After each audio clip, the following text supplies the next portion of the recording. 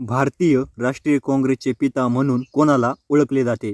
भारतीय राष्ट्रीय काँग्रेसचे पिता म्हणून कोणाला ओळखले जाते? भारतीय राष्ट्रीय काँग्रेसचे पिता म्हणून ॲलन ह्यूम यांना ओळखले जाते. महाराष्ट्रात सर्वाधिक पाऊस पडणारे आंबोली हे ठिकाण कोणत्या प्रादेशिक विभागामध्ये येते? महाराष्ट्रात सर्वाधिक पाऊस पडणारे आंबोली हे ठिकाण कोणत्या प्रादेशिक विभागामध्ये येते? महाराष्ट्रात सर्वाधिक पाऊस पडणारे आंबोली हे ठिकाण कोकण या प्रादेशिक विभागामध्ये मोडते.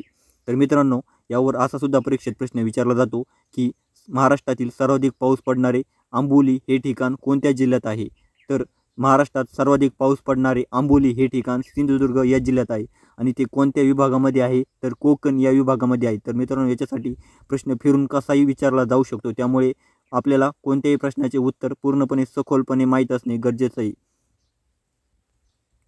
हुंडा विरोधी कायदा कोणत्या वर्षी संमत झाला होता? हुंडा विरोधी कायदा कोणत्या वर्षी संमत झाला होता? हुंडा विरोधी कायदा 1961 या वर्षी संमत झाला होता. तर हुंडा विरोधी कायदा 1961 या वर्षी संमत झाला होता. यावर सुद्धा परीक्षेत पहिल्यांदा पण प्रश्न विचारला होता, त्याच्यामुळे हा सुद्धा प्रश्न महत्त्वाचा आहे. ग्रामपंचायतीची तपासणी करण्याचे अधिकार कोणाकडे असतात? ग्रामपंचायतीची तपासणी करण्याचे अधिकार कोणाकडे असतात? ग्रामपंचायतीची तपासणी करण्याचे अधिकार महसूल आयुक्त यांच्याकडे असतात. कोणत्या क्रांतिकारकाने बंदी जीवन हे पुस्तक लिहिले होते? कोणत्या क्रांतिकारकाने बंदी जीवन हे पुस्तक लिहिले होते? सचिंद्रनाथ सन्याल या क्रांतिकारकाने बंदी जीवन हे पुस्तक लिहिले होते. कोकणातील सर्वात लांब नदी कोणती आहे? कोकणातील सर्वात लांब नदी कोणती आहे? कोकणातील सर्वात लांब नदी वैतरणा ही आहे. आणि मित्रांनो, परीक्षेत असा सुद्धा प्रश्न विचारला जाऊ शकतो की कोकणातील सर्वात लांब नदी वैतरणा हिची लांबी किती किलोमीटर आहे? तर कोकणातील सर्वात लांब नदी वैतरणा या नदीची लांबी 154 किलोमीटर आहे. तर मित्रांनो, यावरून तुम्ही अंदाज लावू शकता की प्रश्न तोच आहे, पण कसा फिरून विचारल्यामुळे आपला 1 मार्क जाऊ शकतो आणि परीक्षेत 1 मार्क महत्त्वाचा आहे मित्रांनो. त्यामुळे कोणत्याही प्रश्नाचे उत्तर काढताना आपल्याला त्या प्रश्नाविषयी संपूर्ण सखोल माहिती असणे अतिशय गरजेचं आहे. तर कोकणातील सर्वात लांब नदी वैतरणा ही आहे आणि वैतरणा या कोकणातील सर्वात लांब नदीची लांबी 154 किलोमीटर आहे. हा प्रश्न परीक्षेच्या दृष्टीने अतिशय महत्त्वपूर्ण आहे आणि इथून पुढच्या परीक्षामध्ये केव्हा पण विचारला जाऊ शकतो. सर्वात हलके मूलद्रव्य कोणते आहे? सर्वात हलके मूलद्रव्य कोणते आहे? सर्वात हलके मूलद्रव्य हायड्रोजन हे आहे. पहिला फॅक्टरी ॲक्ट कोणत्या व्हाईसरॉयने संमत केला होता? पहिला फॅक्टरी ॲक्ट कोणत्या व्हाईसरॉयने संमत केला होता? पहिला फॅक्टरी ॲक्ट लॉर्ड रिपन या व्हाईसरॉयने संमत केला होता. खडक हे कशाचे मिश्रण असते? खडक हे कशाचे मिश्रण असते? खडक हे खनिजांचे मिश्रण असते. संपूर्ण स्वराज्याचा ठराव भारतीय राष्ट्रीय काँग्रेसच्या कोणत्या अधिवेशनात मांडला होता? संपूर्ण स्वराज्याचा ठराव भारतीय राष्ट्रीय काँग्रेसच्या कोणत्या अधिवेशनात मांडला होता? संपूर्ण स्वराज्याचा ठराव भारतीय राष्ट्रीय काँग्रेसच्या लाहोर या अधिवेशनात मांडला होता. आणि मित्रांनो, परीक्षेत यावर असा प्रश्न आला होता की संपूर्ण स्वराज्याचा ठराव भारतीय राष्ट्रीय काँग्रेसने लाहोरच्या अधिवेशनात केव्हा मांडला होता? म्हणजे आपल्याला याविषयी तारीख विचारली होती. तर संपूर्ण स्वराज्याचा ठराव भारतीय राष्ट्रीय काँग्रेसने 19 डिसेंबर 1929 या दिवशी लाहोर या अधिवेशनात मांडला होता. त्याच्यामुळे हा प्रश्न महत्त्वाचा आहे आणि परीक्षेत विचारला जाऊ शकतो, म्हणजे याची गॅरंटी खूप जास्त आहे मित्रांनो. फळे पिकवण्याच्या प्रक्रियेत कोणत्या वायूचा उपयोग केला जातो? फळे पिकवण्याच्या प्रक्रियेत कोणत्या वायूचा उपयोग केला जातो? फळे पिकवण्याच्या प्रक्रियेत इथिलीन या वायूचा उपयोग केला जातो. फळ लागवडीमध्ये देशात अग्रेसर असलेले राज्य कोणते आहे? फळ लागवडीमध्ये देशात अग्रेसर असलेले राज्य कोणते आहे? फळ लागवडीमध्ये देशात अग्रेसर असलेले राज्य महाराष्ट्र हे आहे.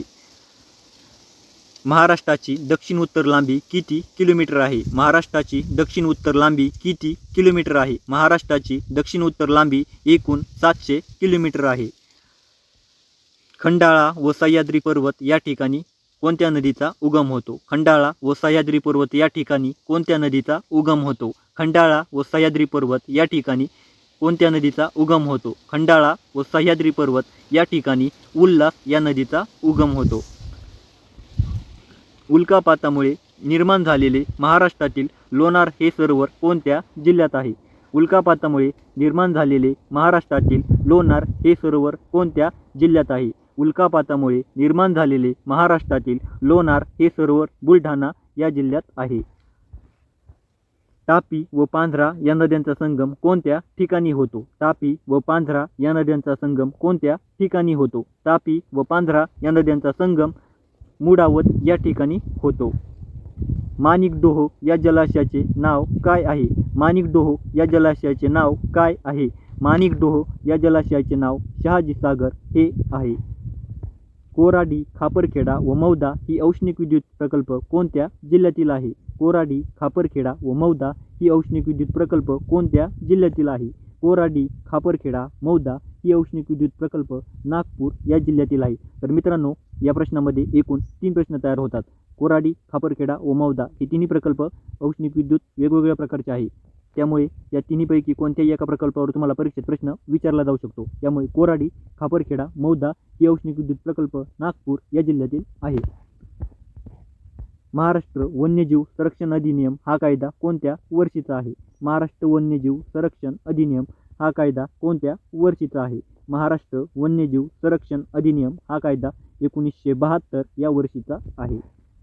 मायनी हे पक्षी अभयारण्य कोणत्या जिल्ह्यात आहे? मायनी हे पक्षी अभयारण्य कोणत्या जिल्ह्यात आहे? मायनी हे पक्षी अभयारण्य सातारा या जिल्ह्यात आहे. विचार प्रक्रिया व कल्पना या कोणत्या व्यवसायामध्ये दिसून येतात? विचार प्रक्रिया व कल्पना या कोणत्या व्यवसायामध्ये दिसून येतात? विचार प्रक्रिया व कल्पना या चतुर्थ व्यवसायामध्ये दिसून येतात. तरीत म्हणजेच गाळाचे खडक यांचा कालखंड कोणता आहे? तरीत म्हणजेच गाळाचे खडक यांचा कालखंड कोणता आहे? तरीत म्हणजेच गाळाचे खडक यांचा कालखंड गोंडवाना हा आहे. महाराष्ट्र राज्य गुंतवणूक व औद्योगिक महामंडळ SECOM याची स्थापना केव्हा झाली होती? महाराष्ट्र राज्य गुंतवणूक व औद्योगिक महामंडळ SECOM याची स्थापना केव्हा झाली होती?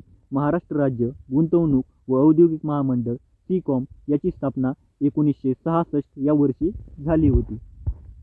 हिमालय हा कशा प्रकारचा पर्वत आहे? हिमालय हा कशा प्रकारचा पर्वत आहे? हिमालय हा अर्वाचीन वली प्रकारचा पर्वत आहे.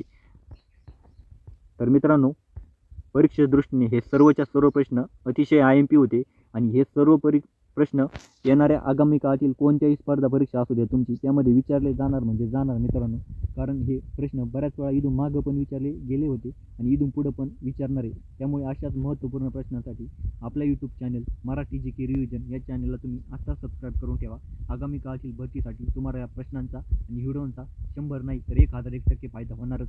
त्यामुळे आपल्या मित्रांना सुद्धा शेअर करा आणि लाईक करायला विसरू नका आणि जाताना चॅनलला सबस्क्राईब करून ठेवा आणि नोटिफिकेशन बेल सुद्धा ऑन करून ठेवा. धन्यवाद.